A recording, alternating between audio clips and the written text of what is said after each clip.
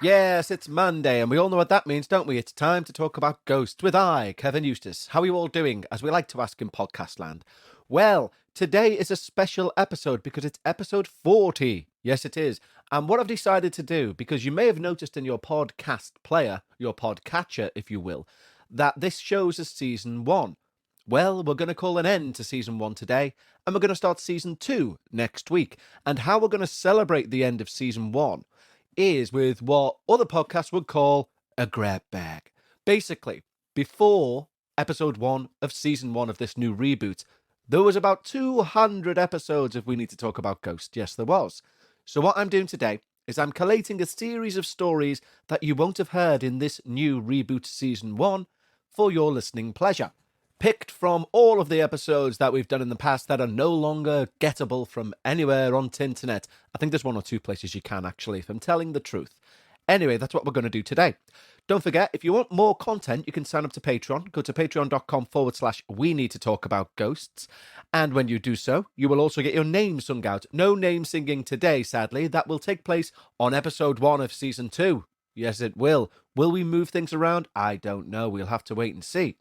But either way, in the meantime, here is a load of nothing but ghost stories for your ears to feast on.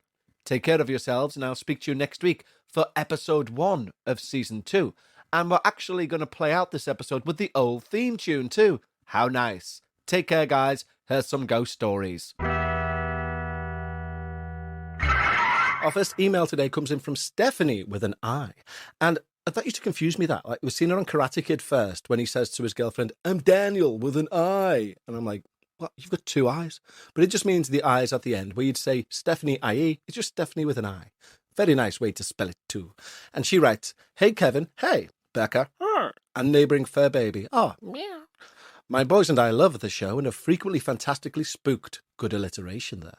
"It is especially a treat as I drive from patient to patient in my home health nursing role." Well, God bless you, Stephanie. "I would love to do a Zoom to regale scary tales from when I was a creepy kid who always saw and felt things." Well, then we should arrange this, Stephanie. Yes, we should. Not that it's changed much, but I do make an effort to block out the creepy stuff these days. For now, I will share a handful of experiences I've had in our now forever home, as well as those of my sensitive Ethan, who is 9. When looking at houses, I was instantly drawn to our 1901 Craftsman shotgun-style home, with fireplaces in each main bedroom, dining room and living room, the hardwood floors, tall windows and high ceilings. I was hooked. I often wonder if maybe there was something else drawing me in. As I look back, I've grown up in a few haunted homes. So, did the haunted feeling seem like home to me? It's rumoured that this house is cursed. Divorces, a murder, and deaths over the years. Luckily, my high school sweetheart, my boys and I have thus far survived. One stormy April night, just after putting my boys to bed, I looked back at my eldest bedroom's door and thinking he had got up. Quick as a flash, I saw an old man coming from the closed bedroom door, wearing a khaki-coloured knee-length trench coat, and he was putting his hat on, making his way to the front door just to the right. I also saw an umbrella in his left hand. It was the first and last time I saw him. That room had been an office in the previous owner's home. Maybe he didn't want to share the space with an 8-year-old boy. In brackets, he's now 13. Over the past 7 years, both of my boys and my 2 nephews have on multiple occasions stated that they felt someone was watching them. It's happened to me as well. Another oddity. Once I was up late, having a beer, talking to one of my friends on the phone. Suddenly she says, "Is someone with you? I hear someone talking." In brackets, not the last time that one happened with her either. Just as I responded, "No," I felt creeped out. The hair on the back of my neck stood up, and there was a sound of fingers snapping in a circle around me sitting at my dining room table. As it was happening, I told her about it and its location. It made a full circle around the table, then snapped off into the kitchen where it sounded like someone opened the fridge and then shut it. A hungry ghost, perhaps? Now, just a month or so ago, The hair raised on my arms as Ethan came running out of the game room, in brackets, the creepy room he refuses to be his bedroom as originally intended, and told me he heard fingers snapping from the window seat into the closet, and then felt someone watching him. In brackets, I always feel like someone is watching me as I pass by, or if I'm in that room. Strange for such a cheerful light blue and white sunny room. The first Halloween we spent in this home, after Trick or Treat, I elected to stay home with the kids and binge watch A Haunting, or some similar show. My husband went off with family to my dad's music studio to listen to family and friends jam and party out. The boys had fell asleep, and I got up to get some cheese, crackers and pickles, as well as a nice iced water. I gave my cat, Puck, fresh water in his bowl, shown it to him, and headed back past the creepy room, through the bathroom, and into my bed. Here comes Puck, and goes straight for my ice water. So I pick him up, walk back through the bathroom, pause at the creepy room, and I'm drawn to look in. I see only the toddler-sized rocking chair, and take Puck to his water. I turn around, start to make my way back, and there is that little rocking chair smack dab right in the middle of the hall that I just went through several times. The hair on my arms raised, and I avoided that route back to bed and used the door in the shotgun hallway instead. I could barely bring myself to turn on the scary show again, but thought maybe watching others will get my mind off mine. The creepy feeling remained until my husband got home. He asked why the kids' rocker was out in the hall. He thought I was pranking him when I told him, in brackets, skeptics. Final tale of terror for now. This was just about the scariest thing to happen to me in my life. One night, I lay in bed in that spot between sleep and awake, cosy, content, warm and snuggly in my blankets. Suddenly, I sense someone next to me at the side of the bed, and it's emanating pure evil. Something said, "Don't look," in my head. That was not of this terrible feeling presence. Then my blankets pulled down my body, all the way to the foot of my bed. I felt as if I didn't do something now, or get away, that something terrible would happen. I could just barely move. There was tremendous pressure on me. I finally managed to fall out of bed, crawling around the bed on my belly with this thing just growling at me. As I fell out of bed, I caught sight of shark-like teeth in a mouth, but was reminded by something in my head, "Don't look. Don't look in the eyes. Go, go, go." Crying, bawling, trying to scream, not making a sound. I reach up to the door, working my hand up. Finally, I touch the doorknob. In this moment, I sit straight up in bed with a blood-curdling, terrified scream, waking up, in brackets, a question mark. Tears streaming down my face. I look down. The covers are folded down neatly to the foot of my bed. My husband came in and asked what's wrong. All I could do was point at the blankets. Eventually, I told him. He said it was a bad dream. Maybe so. As I did later dream I was fighting with this creature in the walk-in closet, battling with it to leave my home, laughing at it when it growled and screamed, saying it had no power here and that God commanded to go back from whence it came. Or were they dreams? Or out-of-body experiences? Well, I hope this was enjoyable. There are more odd experiences in this house, past and present, that I'm happy to share, as well as nursing experiences, and many from mine and my family's haunted lives. Happy haunting, everyone, and stay safe. Sincerely, Stephanie. Anyway, our first email today comes in from Mitchell, and it goes thus. Hey there, Kevin. Hey, Becca. And the neighbour's cat. Meow. Greetings from the States. I was surprised when you were asking people to send submissions in. I'd always assumed you were up to your arse with stories. He says ass, but I can't say that right. It doesn't sound right when I say it. And that sounds uncomfortable, sir, yes. But I figured I would take a moment and write down this very true story that really happened to me. Ha! That sentence totally makes it seem like I'm making this up.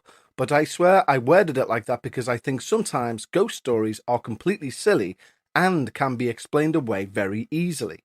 But I know for a fact my story is a real arse ghost story. Again, he says ass, but I can't say it.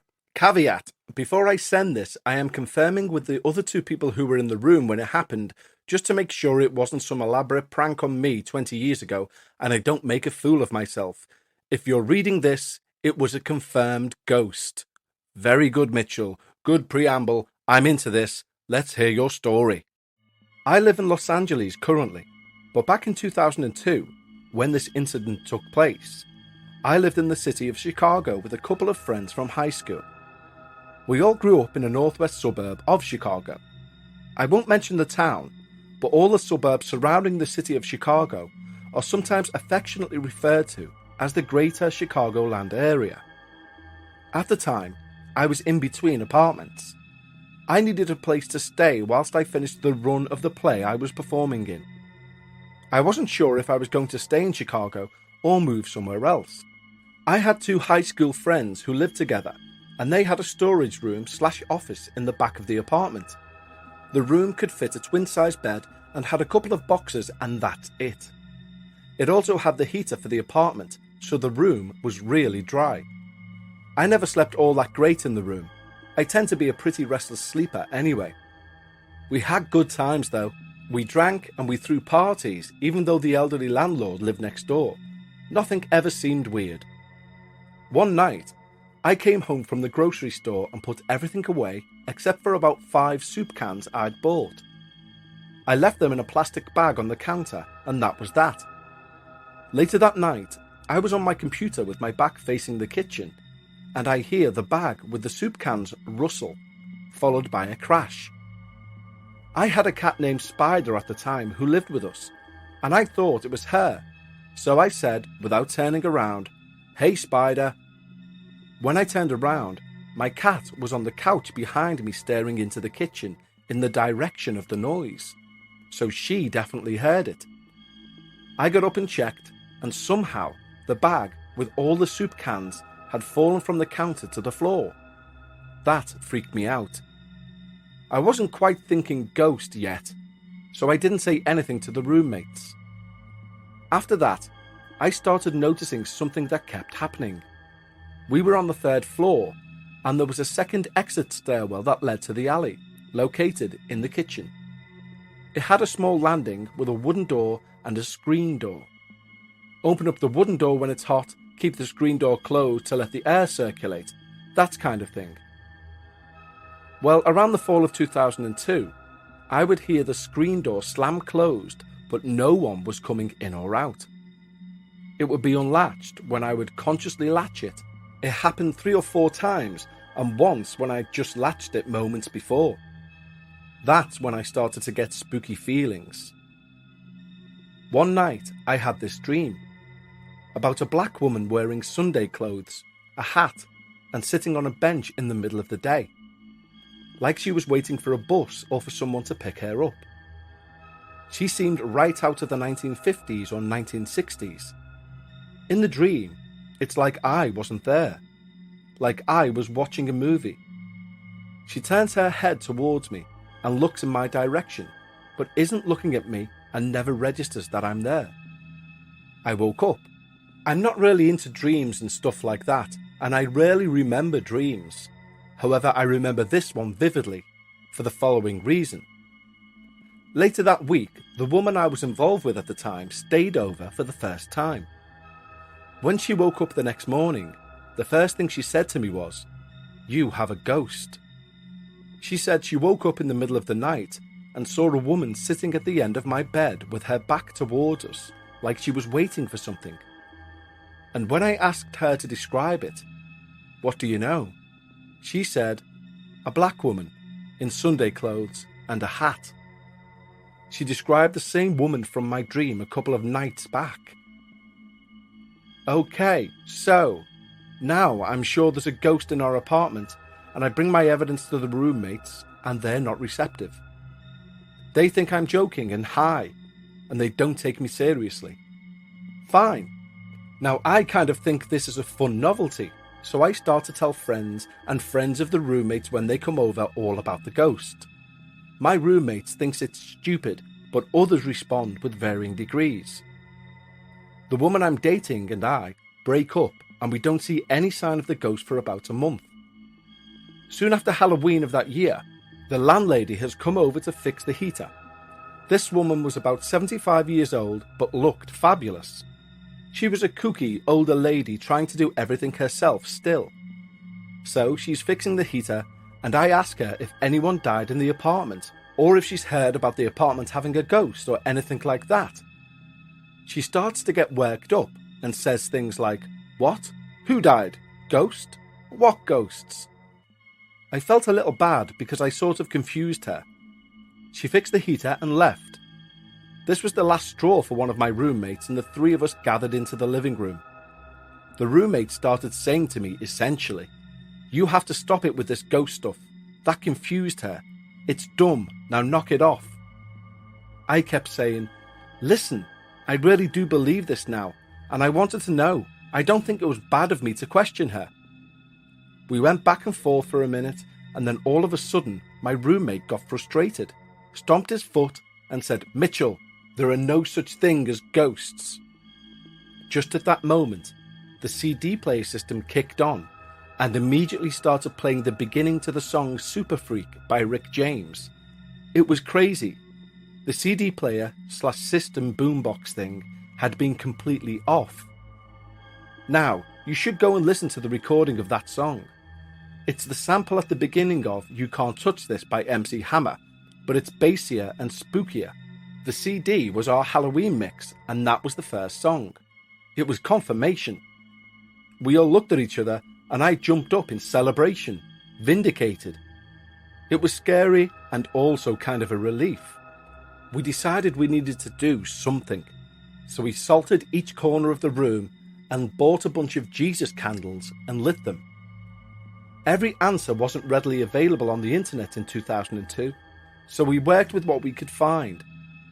I moved out to New York the following February, and I don't remember anything else. The guys still remember. I've just confirmed this with them, and one of them, the disbeliever, lived there with his boyfriend for another 2 years and said a couple of things happened, but he couldn't remember what. He also kind of still makes fun of it all. I guess I've had other experiences, but nothing as complete as that.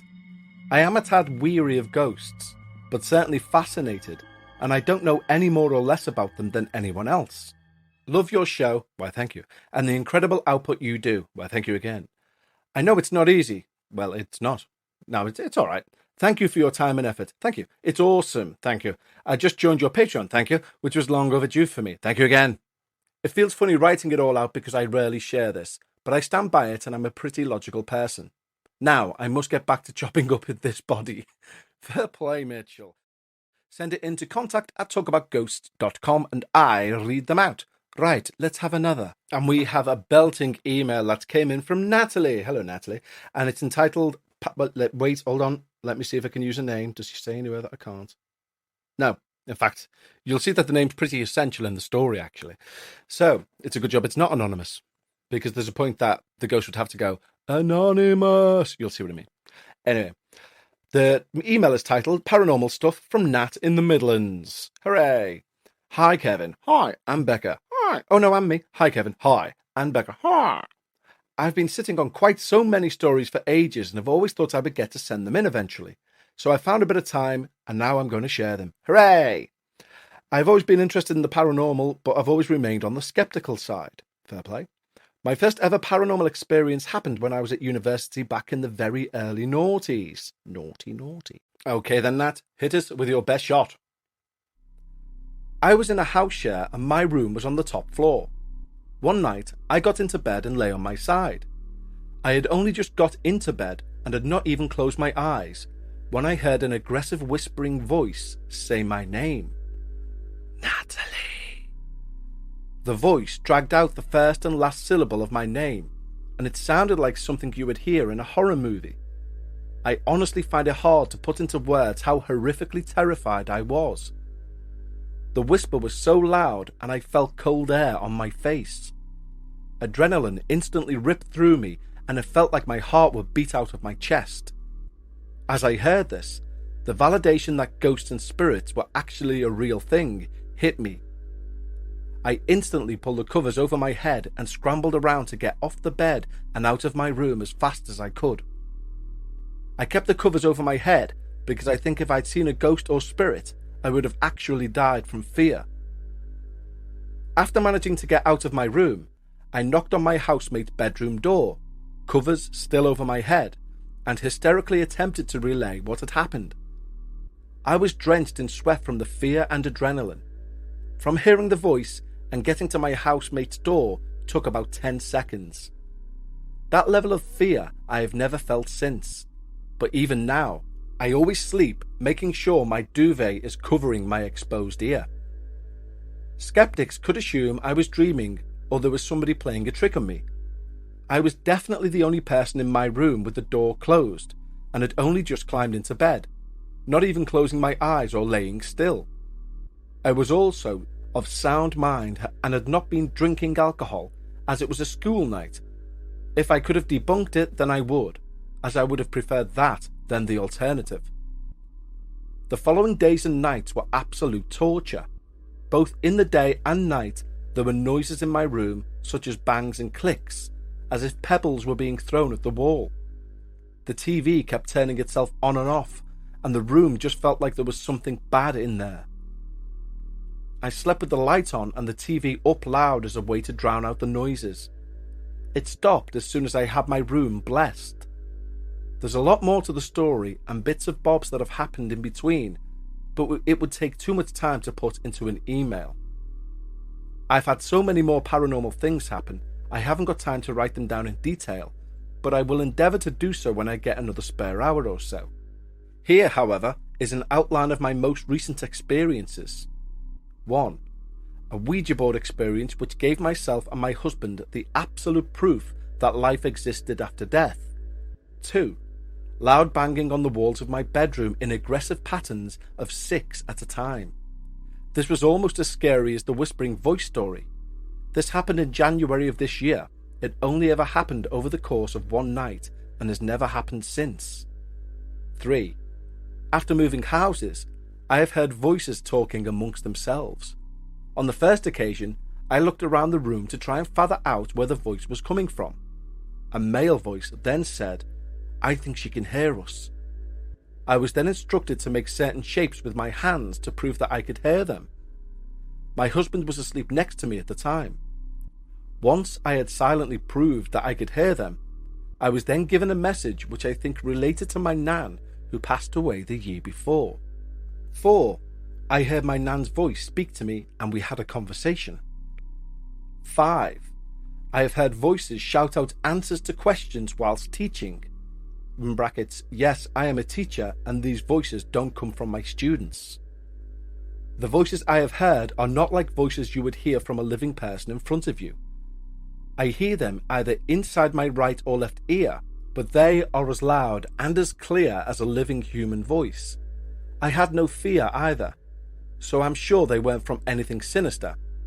I know these sound completely unbelievable, and when reading it back to myself it makes me sound like I'm indeed a crazy person. But I assure you, I'm incredibly normal. I haven't heard any voices for a few months now. I don't consider myself to be as sensitive or anything either, as I had no control over when I could hear the voices. They just took me by surprise on a few occasions. When I was a teenager, I had a vivid dream that there was an earthquake in Turkey. In brackets, my best friend at the time was on holiday there. I was woken up in the early morning by the house phone ringing. It was my friend from her holiday, and she said, "Nat, you'll never guess what's happened here." Thanks for reading, Nat. Our first email here is from our Patreon, Patrick Marshall, and he writes, "Hello, Kevin." "Hello, Patrick." "Read this out loud if you want." "I will, thank you for the offer." Sorry for the empty email. He sent me an email prior which had no attachments, you see. Gotta love technology and how it still has glitches even in today's age. I completely agree. I apologise it's taken me a year to send another haunted story from the El Paso Playhouse. Don't apologise at all, sir. But between the world being on fire, correct, a death, oh dear, sorry, and now employed once again, hooray, Listening to your podcast between We Need to Talk About Ghosts and the Dark Paranormal has kept me going. Well, I'm glad to hear so, sir. Shall we begin? Yes, we shall. This is Patrick's story. Here we have another haunted story from the El Paso Playhouse. It was a late night and we just finished auditions for an upcoming show. There were only 3 of us left in the theatre at the time. We were discussing which people we would like to cast in which roles. Suddenly, we heard a rustling sound, the same sound paper makes when wind catches it. We all looked up at each other, couldn't help but wonder if someone else had entered the building. So we, with slight hesitation since no one came around here to where we were, started to investigate to see if anyone had entered the building. I made it to where the box office was and didn't see anyone. That's when I had the urge to look into the auditorium. What I saw was this. Something just floating across the stage. No head, no arms, just a torso, bright, moving across the stage. The stage is hollow, so when you walk, you will hear footsteps. There was zero sound to this. It's about that time when I knew we had to leave. I turned and saw that another person who was there saw the exact same thing I did, turned off the lights and locked the office. We met the other 2 by the side door and made sure we had everything and left through the door. Just on the off chance with a slight maybe and great hesitation. We all decided to walk to the front of the building since it had glass windows and doors. Maybe, just maybe, it was a person. No, it wasn't. The atmosphere changed to very unwelcoming and tense. Whatever was in there was just standing in the aisle, staring back at us. We left promptly, returning the next day to find pictures tossed off walls and chairs thrown around. Sorry it was so long, but we'll return with another story later on. Regards to you and Becca, Patrick. Well, Patrick, I'll have 2 tickets to the haunted auditorium, please. That's terrifying. So I wonder when you say a torso, no arms, no legs. Obviously then no head, because otherwise you would have mentioned it. So is that what it was? Was it like if you pull the legs and arms off a He-Man figure and it was just like torso He-Man floating across the stage going, I'm going to use my invisible arms to throw stuff around here when you're gone. You mark my He-Man words. That is terrifying, Patrick. I mock, but I mock in jest, because that is bloody terrifying. And I would have ran a country mile. Our little email treasure trove of paranormal. We have an email, or should I say a plethora of little stories from somebody who wishes to remain anonymous. That's right, it's Annie. Anonymous. Anyway, it's anonymous all the way from California. And they write, I would like to remain anonymous. There you go. I told you so, didn't I? Hello, Kevin. Hi. Becca. Becca, you're here. You can shout hi. Hi. She's a bit hungover. And the neighbour's cat. Wink, wink. What do you mean, wink, wink? It is the neighbour's cat. Meow. I started listening to your podcast during lockdown. And when you announced you were starting the Dark Paranormal, I started listening to that as well. Anyway, I'm a huge fan, so thought I would share a few of my experiences with you. So this is Anne-Marie from Los Angeles' email. She said anonymous? Oh, shit. I'm joking. That's not a real name. It could even be a boy. Anyway, this is their email. In the late 90s, my husband was stationed in Southern California. We were a very young couple, with 2 very young boys. We had a very small but comfortable 2-bedroom apartment off base in a not-so-great area. But again, it was a comfortable little place, and we had great neighbours who were either friendly or kept themselves to themselves. Needless to say, our support system was limited. Hubby would sometimes work long hours, 12 on, 12 off, nights, weekends, and many deployments ranging from a few weeks to 6 to 7 months. I always had a hard time sleeping when hubby worked nights or was deployed, so I would do some of the household cleaning after the boys were asleep to keep me busy. One such night, I was in the kitchen washing dishes and decided to pour myself a drink. As I was reaching into the fridge, I felt a gentle but very firm adult-sized hand on my shoulder. I froze. As the realization that I was the only adult home and my sons were much too small to reach my shoulder, I slowly turned my head to look over my shoulder. No one was there. The boys were sound asleep in their beds. The door was locked and I was completely alone in the kitchen. As alarming as that was, I had a sense of peace, as if someone was trying to comfort me. Sometime later, it was time for hubby to deploy for 6 months. Deployments were the worst, and I don't miss the emotional roller coaster leading up to his departure and during his absence. After weeks of feverishly getting all our affairs in order, making sure he had all his gear and packing everything up, the night before he was scheduled to leave arrived and we were finally in bed.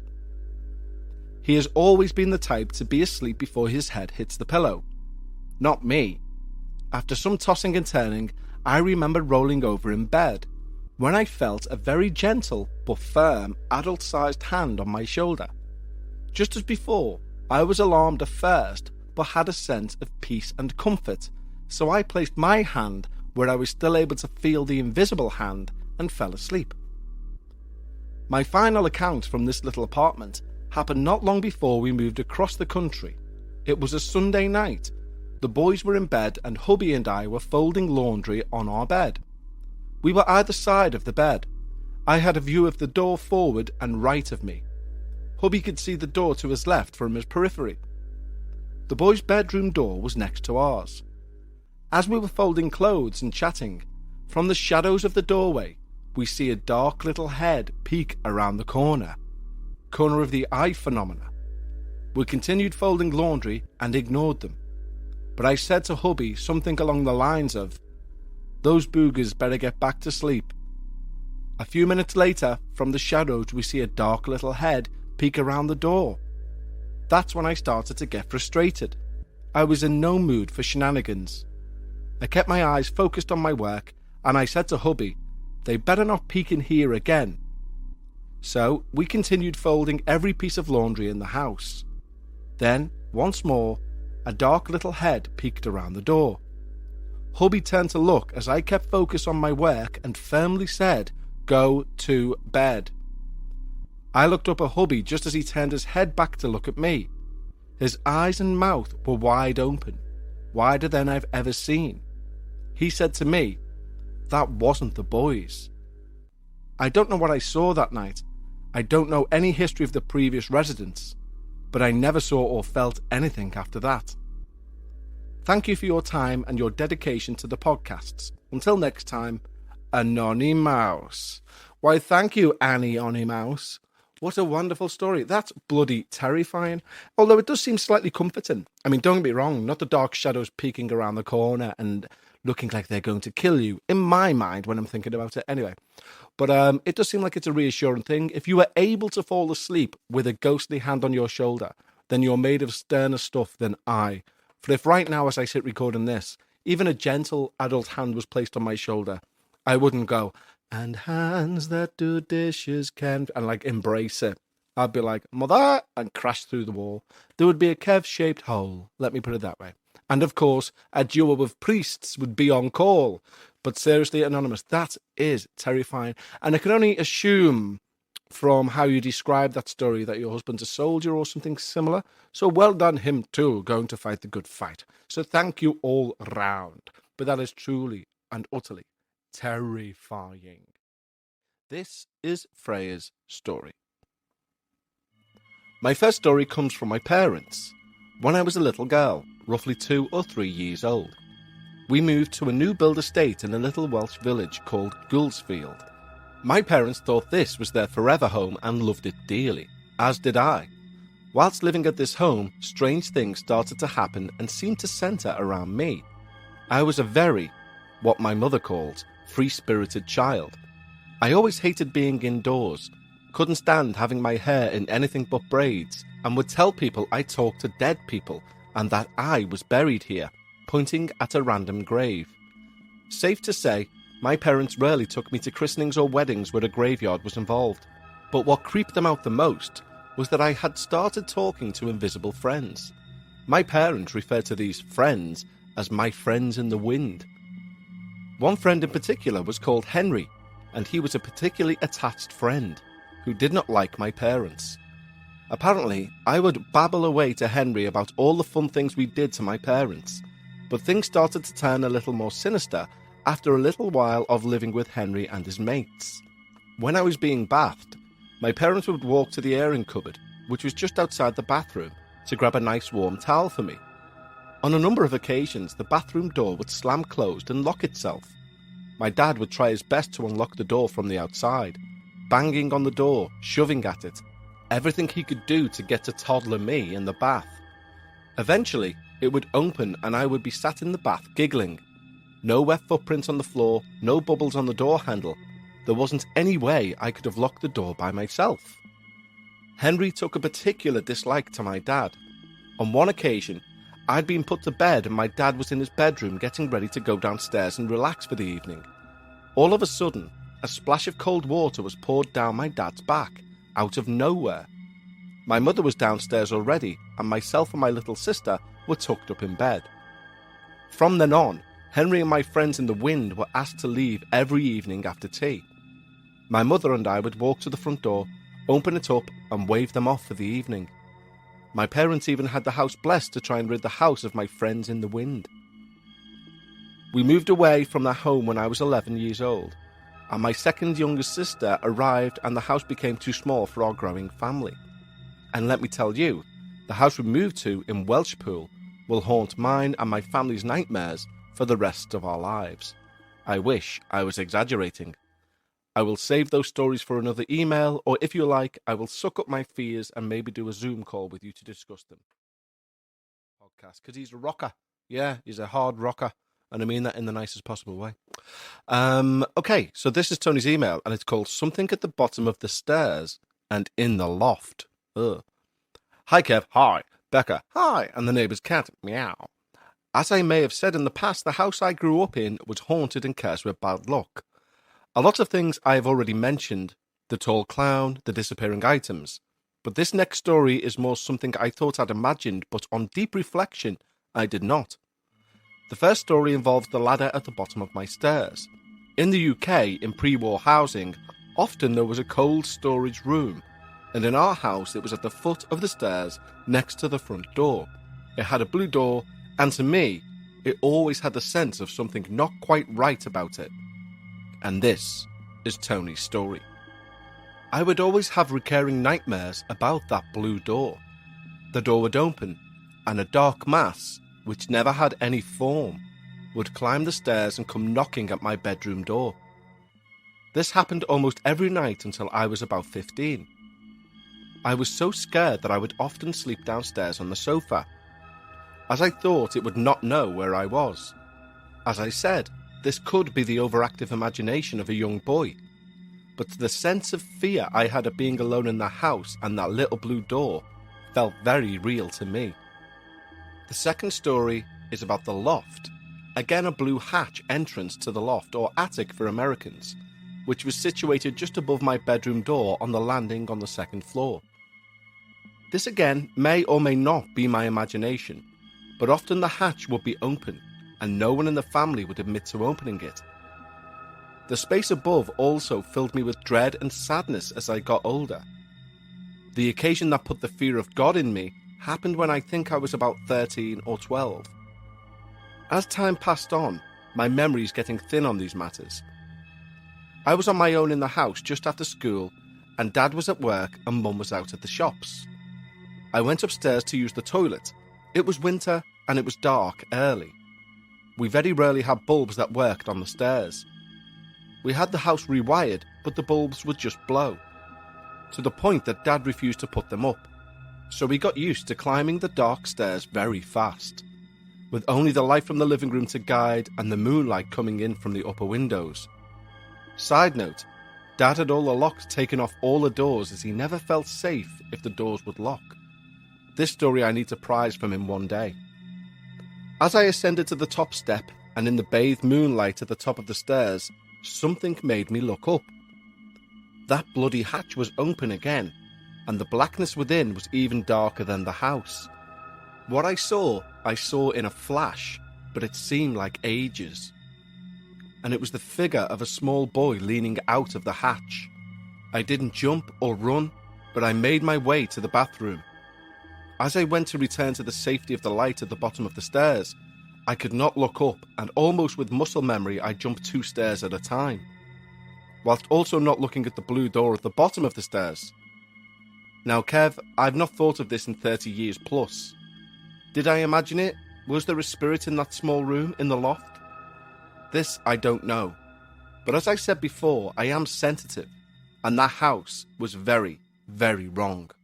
Bloody hell, Tony, that's terrifying. Yes, it is indeed. Oh my God, there's something about loft spaces. I don't know if they're the same all over the world, where it's kind of just a hatch normally. I know that a lot of houses, new builds especially, in the UK now, but especially in America and Australia and stuff, they have these pull-down sort of ladder things. The loft is usable as a space. In the UK, with older houses like from the 80s and going back, it kind of seemed like it was a very strange thing if you think about it. They would build a house and say, and you've got space in your attic or your loft, but we're going to make it impossible for you to get there without a ladder and a torch. It just seems bonkers why you'd even bother to do that. She writes, "Hello, Kevin. Hello, Denise. Recently you aired an old Patreon episode about haunted colleges and universities." Yes, I did. "I'm proud to say I'm a graduate of the University of North Texas, and not only do I know about the ghost in Bruce Hall, my roommate, Stephanie, and I both had experiences whilst living there. And this is Denise's story. We lived on the 4th floor, 1 floor below the attic where Wanda supposedly died from a botched abortion. We could see into the attic through the openings around the access doors in the hallway ceiling, and although nobody ever went up there, the lights would turn themselves on and off at random times. Each dorm had 2 closets separated by a built-in dresser, so each roommate could have their own storage space.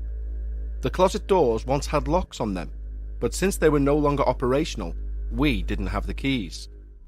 One day, Stephanie's door locked unexpectedly. We tried turning the handle and picking the lock, but nothing worked. We finally had to go to the front desk to see if they had an extra key. Luckily they did, and we were able to get the door open. We thought it was weird, but figured it was just part of living in the oldest hall on campus. To prevent the door from locking again, we taped over the latch in the door frame, but, you guessed it, it locked again. It wasn't until we got the key to open it that we saw the tape hadn't even been broken. Stephanie also had a dream of a young blonde girl sitting on her bed with her arm around Stephanie. My experience with Wanda happened one afternoon.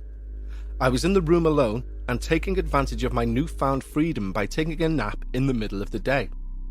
I've always had very vivid dreams and moved around in my sleep. One time I even had a dream I was peeling a banana and woke up with my hands in the air as if I was actually peeling a banana. Anyway, I woke up from this particular nap with the feeling that a hand was over my mouth. My eyes were still closed, but I was sure that I had placed my own hand on my face, and I was grateful that I was in a room alone, so I wouldn't be embarrassed in front of Stephanie. Without moving my arms at all, I slowly opened my eyes, and quickly realized both of my arms were down by my sides, but I could still feel the hand over my mouth, as if someone was trying to keep me quiet. I was paralyzed in fear, and laid still for what felt like hours, but I'm sure was actually only a minute or 2. The sensation slowly went away, and I quickly got up and ran out of the room. I didn't return until I was sure Stephanie was back from class. Keep up the great work, and I'm already looking forward to the next season of The Dark Paranormal. Sincerely, Denise. Why, thank you, Denise, and thank you for your terrifying story. Sleep paralysis is one of those things. Our final email today comes in from Kayla, and it's entitled The Thing That Was Only Legs. Good God. Since I was young, I've always been able to see and hear things that weren't really there. My mum's told me of a story when I was 2. We were looking at pictures and I pointed to her grandmother, who died before I was born, and said, "That's the monster in my room." I've always heard disembodied voices tell me good morning, or it's time to wake up, or move things of that sort. They've always been kind and calm, or keeping me out of harm's way. For example, a voice once told me to move, and then a fan blade fell off the ceiling fan and landed where I'd been prior. Well, that's not the point. These never scared me. No, It wasn't until 2019, when I was 26, that I had the most terrifying experience of my life. I've been in a pretty bad place mentally, and I think that's why this thing attached itself to me. This is going to sound absolutely asinine, but here it goes. So, the very first time I saw whatever the thing was, it was in the parking lot at work. When I saw it, I mentioned it to my boss. Hey, I think someone in the parking lot's there, and they've went towards the shed. She went and looked, and of course there's nothing there. Okay, whatever. I shrugged it off. Maybe I was seeing things, no big deal. But little did I know, it was a huge deal. That night, I had a dream where dark figures were crawling all over my ceiling and screaming in raspy voices. 1, 2, Satan's coming for you. 3, 4, better lock your door. When I woke up, my room was darker than normal, an unnatural darkness. It scared me a little, but I shrugged it off. Well, it was just a dream, I thought. The next day at work, I'm folding some boxes and see this thing again at work. I can't even begin to describe what it looked like, but I'll try. It seemed almost like the Hat Man or Shadow Man, but not quite. It was tall, inhumanly tall, and very, very skinny. It was almost only legs. Its face, or lack thereof, was just blackness, no facial features. I shrugged it off again. I was just seeing things, I convinced myself. That night, it invaded my dreams, yet again. This time, it was next to my bed looking down at me laughing, a deep, raspy laugh. Again, I shrugged it off. And I think this was my biggest mistake. I truly think I pissed it off by not taking it seriously. Again, the next day at work, I saw it walking around the dining room, and again, I ignored it. Now, I hadn't told anyone about this, because I was afraid they'd call me insane. That night, I had a dream that this thing took my form, and it was on top of me, choking me. Then it grabbed the cross on my wall and threw it across the room, laughing, and broke it. I woke up crying and screaming. My roommate asked me what the hell was wrong with me, so I explained it to her. She seemed terrified, but still, I didn't take it too seriously. I mean, I've seen these things all my life. It can't be that big of a deal, and it's only strong enough to attack me in the sleeping world, so I should be fine. Oh boy, was I wrong. So wrong. Nothing at work that day. Okay, cool. It's moved on, I thought. Well, letting my guard down was definitely a mistake. That night, it wasn't in my dream. Nope, it got strong enough to attack me in the living world. I was sleeping pretty well. Though this thing didn't super bother me, I was petrified to sleep because of these dreams. Well, I'm in a deep sleep, and suddenly my bed shakes violently, and I hear a low growl in my ear. I woke up, and my bed was literally halfway across the room. I had 3 scratches on my arm. I was crying, shaking, the most scared I'd ever been in my life. I knew it was time to take this seriously. I'm not sure why, but I posted on Facebook something along the lines of, I don't really care if people find me crazy anymore. I can't handle this. Here's what's going on. And I put a brief rundown of what was going on. The nightmares, the seeing this entity at work, the moving of the bed, etc. Surprisingly, I got lots of messages and help from people of all walks of life. Someone told me to try saying the 93rd Psalm, out loud until I felt safe. I did, and it seemed to help. I had one more nightmare, and this time the thing had a face and arms and legs. Prior, of course, it was only legs and no feet. I tried my hardest to tell it to go away, that I wasn't afraid anymore, and I was stronger than it, but I could not move my mouth. I tried calling out to deceased loved ones to help me, but I couldn't move or talk. I was completely frozen. It didn't matter though. My uncle knew I needed him, and he showed up between me and this thing. He looked at it, looked at me, and said, "Kayla, I'll be damned if I let that thing hurt you anymore." It seemingly helped, A few days later, I saw this thing at work again. It stood a few feet away from me. I looked at it, shook my head, and said firmly, "No, I'm stronger than you now. Go away. You're not welcome here." It left, and I've not seen it since. The thing that had me most scared of this thing is I told it I was the child of God and it couldn't hurt me, and it just laughed and told me it wasn't afraid. I'm still not sure what this thing was and what it wanted from me, but I'm still, almost 3 years later, terrified to speak of it. Wow. Bloody hell, what a story, Kayla. And it's interesting because you must have seen Freddy's Nightmare on Elm Street at some point.